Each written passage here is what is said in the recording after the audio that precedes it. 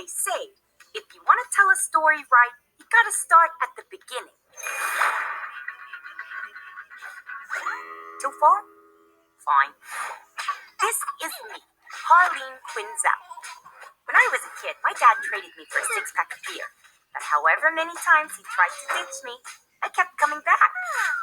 Eventually, he found me a new home. The Good Sisters of St. Bernadette's taught me a lot. But I was never an establishment kind of gal. All things considered, I did good. I even went to college, got my PhD. Had my heart broken once or twice. Finding love is not easy. So I threw myself into my work. Became a psychiatrist. That's when I met him, Mr. J, my Joker. Oh, I fell hard. Like, out of a plane without a parachute right in your dumb fucking face kind of hard.